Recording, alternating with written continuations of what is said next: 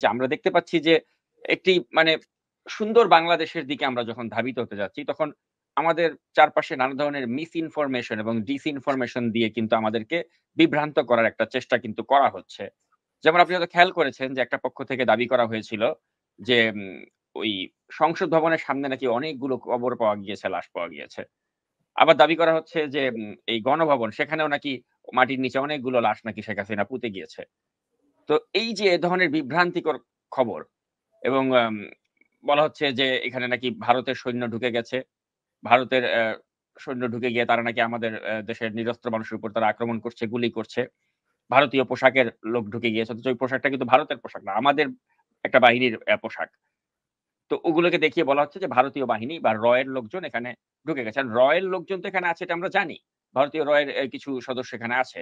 কিন্তু ভারতীয় সৈনিকরা বা ভারতীয় সোলজাররা এখানে এসে আমাদের জনগণের উপর আক্রমণ করেছে। এর কোনো মানে প্রমাণ কোনো কিছু আমরা পাইনি।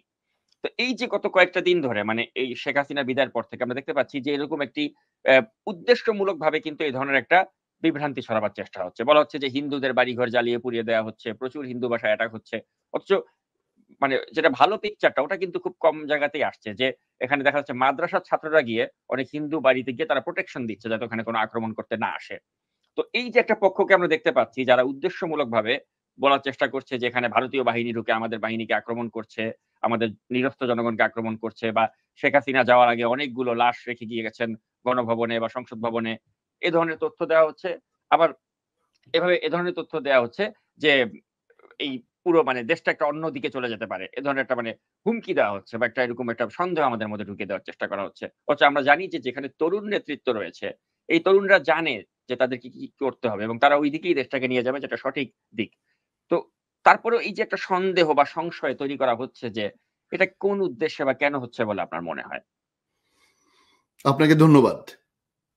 আজকে প্রথমেই আপনার প্রশ্নের জবাব দেওয়ার আগে বাংলাদেশের মানুষকে এবং বাংলাদেশের 18 কোটি মানুষের নেতা যারা, এই যে তরুণরা, আমাদের মেধাবী এবং সাহসী, মেধাবী অনেকেই আছে ছিল, কিন্তু এই যে সাহস, তারা আজকে বাংলাদেশ তথা বিশ্বের বুকে আমরা যে নতুন বাংলাদেশ গড়ব, এইটা যে দেখিয়ে দিল।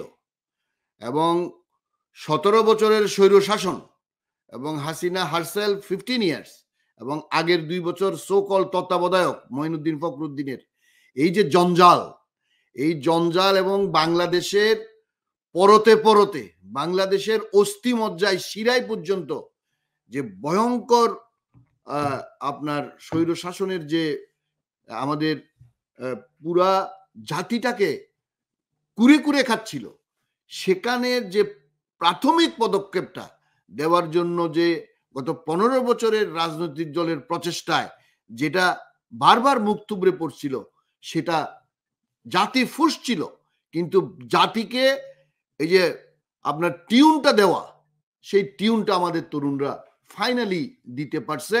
এবং আশ্চর্যজনকভাবে এখানে আমরা অনেকেই বলতাম যে শ্রীলঙ্কার মতো হবে, শ্রীলঙ্কার চেয়েও ভয়াবহ অবস্থা আমাদের তরুণরা জাতির সাথে মিলে এটা করতে পারছে। আমরা প্রথমেই এই বীরশ্রেষ্ঠ তরুণদের, আবু সাইদ মুগ্ধ সহ শত শত আমাদের মেধাবী তরুণ যারা খালি হাতে বুক চিতিয়ে বুলেট নিয়ে দুনিয়া থেকে চলে গিয়ে স্বৈর শাসনকে যে উৎখাত করতে পারছে, এই শেখ হাসিনা নামক অপদার্থ, এই গণ্ড মূর্খকে যে উৎখাত করতে পারছে, এই জন্যই আমি প্রথমে বলবো তারা একটা 100 বছরের এটা সেরা কাজ, যেটা আমরা দ্বিতীয় স্বাধীনতা বলছি, সেটা আমরা এবং জনের ভাই তারা কিন্তু আরেকটা জিনিস প্রমাণ করেছে যে এই যে একটা মানে হায়েনা শেখ হাসিনা, তাকে কিন্তু কোন রাজনৈতিক দলের পক্ষে কিন্তু তার পতন ঘটানো সম্ভব ছিল না বা হতো না। এটা কিন্তু এই ছাত্ররা প্রমাণ করে দিয়েছে। আপনি চিন্তা করুন আমরা বারে-বার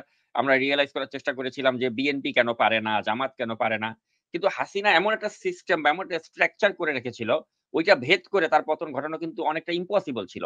তার পাশে ছিল ভারত, তার পাশে ছিল তার পুলিশ, তার পাশে তার সেনাবাহিনী, সবগুলো কোয়ার্সিভ ফোর্স তার পাশে রয়েছে এবং তাদেরকে নিয়ে সে এমন একটা অবস্থা করে রেখেছিল যে বিএনপির দল বিএনপির কেউ বা হেফাজতের কেউ বা জামাতের কেউ আসলে গুলি করে মেরে বলবে এরা বিশৃঙ্খলাকারী বা এরা মৌলবাদী জামাত, এভাবে বলেই কিন্তু সে তাদেরকে মেরে ওটাকে জাস্টিফাই করার চেষ্টা করত।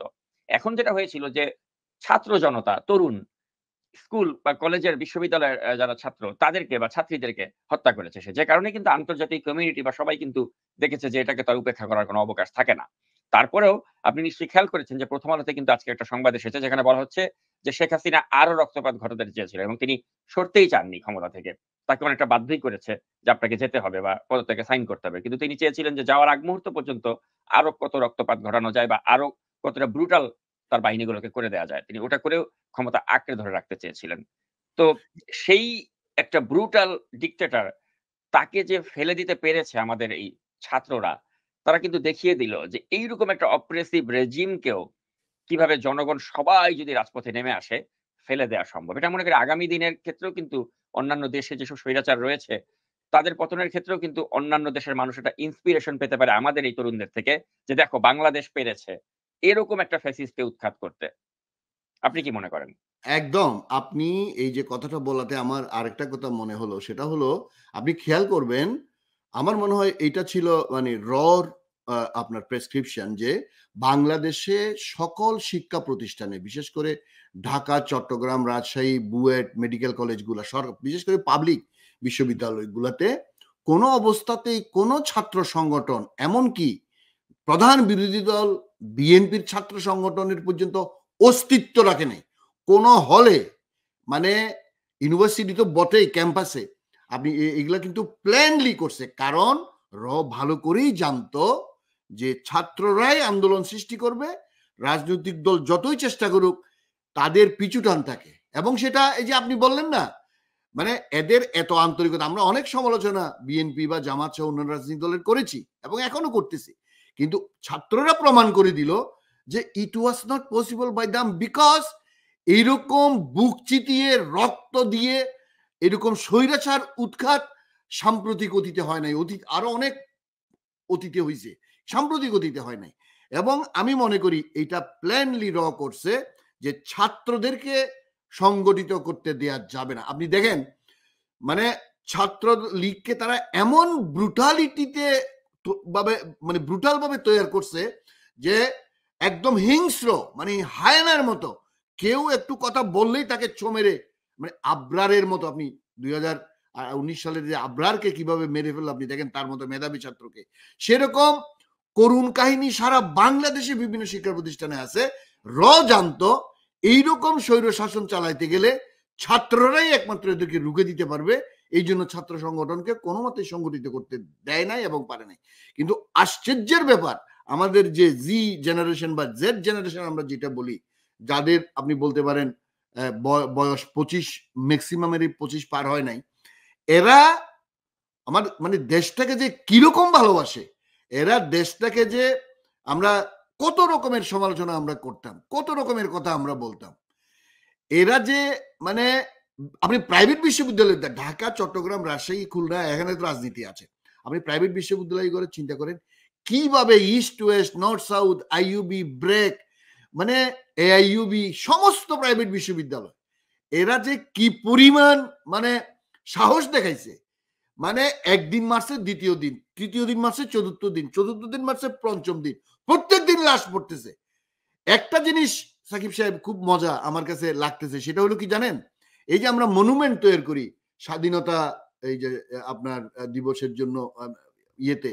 সাভারে তারপরে আপনার শহীদ মিনারে বা শহীদ মিনারে আরো বিভিন্ন কলেজ টলেজে হয় কিন্তু চিন্তা করেন বাংলাদেশে যতগুলো শিক্ষা প্রতিষ্ঠানে এই যে শহীদ হলো এই যে আবু সাইদ দিয়ে শুরু হলো সকল শিক্ষা প্রতিষ্ঠানে তাদের নামে মেমোরিয়াল হবে চিন্তা করেন এই যে স্বৈর শাসন এই যে আজকে শেখ মুজিবের মুরাল ভাঙতেছে আমরা শেখ মুজিবের মুরাল তো মানে শতে শতে হাজারে হাজারে 400 কোটি টাকা নাকি আপনার এক মাসে নাকি বরাদ্দ ছিল তো এগুলো এখন ছেলেরা ভাঙতেছে শুধু তাই না, আপনি এটাও দেখেছেন হয়তো যে যতগুলো টাকা তারা করেছে, ৳২, ৳৫, ৳১০, ৳১০০, ৳৫০০, ৳১,০০০ সব টাকার নোটের মধ্যে মুজিব।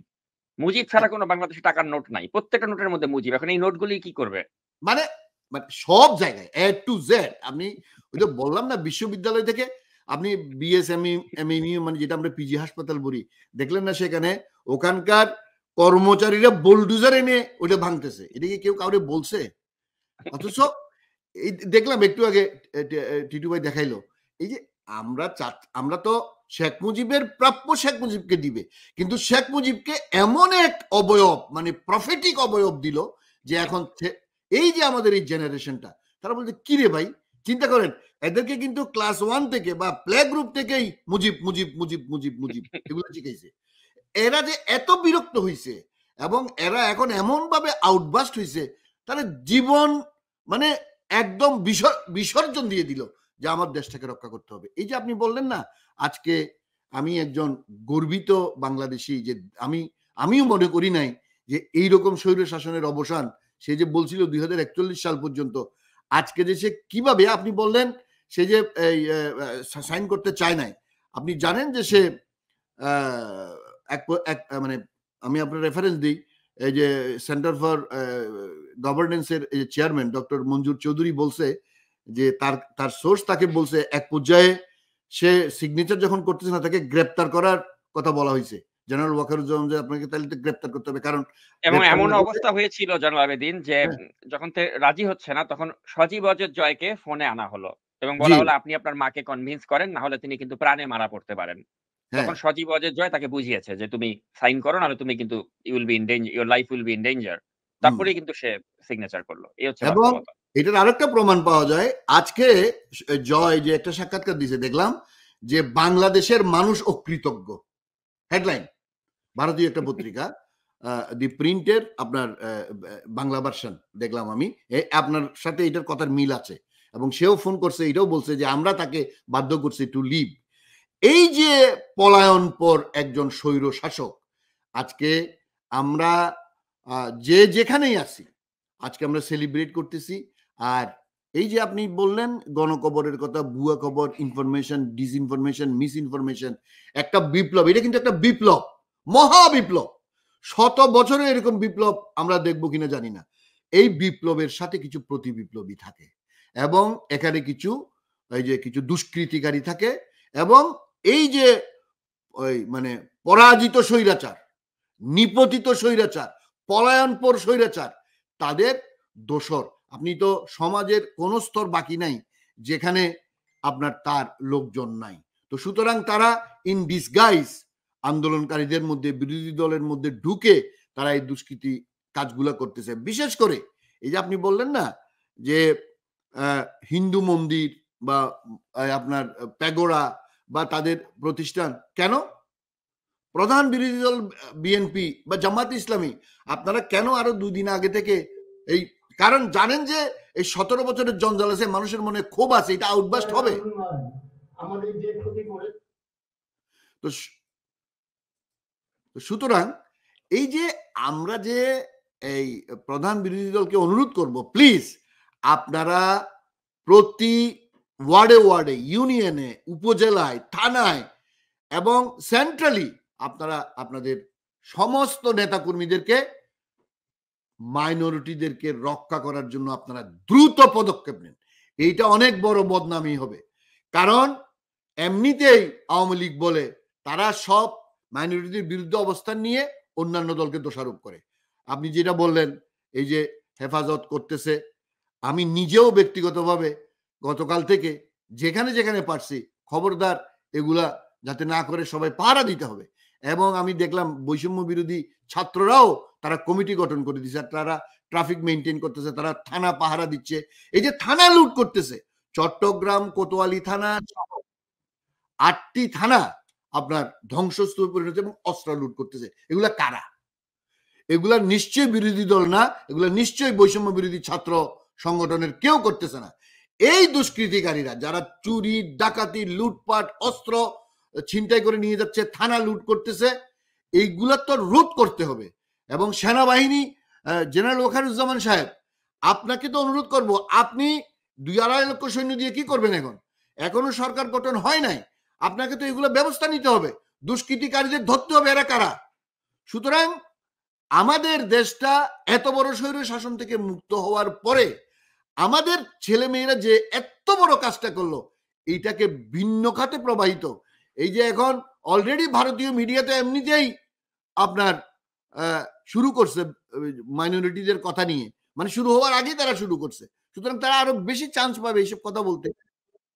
তো আমি বারবার ভাবে আমাদের বৈষম্য বিরোধী ছাত্র সংগঠন এবং বিশেষ করে সাংবাদিক, আমরা যারা সংবাদ কর্মী যারা কাজ করেন, print media, electronic media, virtual media, social media, আপনাদেরকে অনুরোধ করব প্লিজ কোন রকমের উস্কানিমূলক অথবা কোন রকমের ডিসইনফরমেশন বা মিস ইনফরমেশন অথেন্টিকেট না করে কোনো ভুয়া তথ্য প্লিজ দিবেন না, কারণ এখন ভেরি ভোলেটাইল টাইম।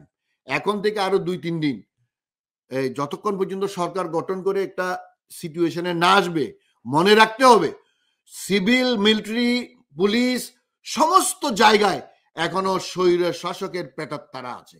সুবিধাভোগীরা, অপকর্মকারীরা, হত্যাকারীরা, খুনিরা এখানে আছে।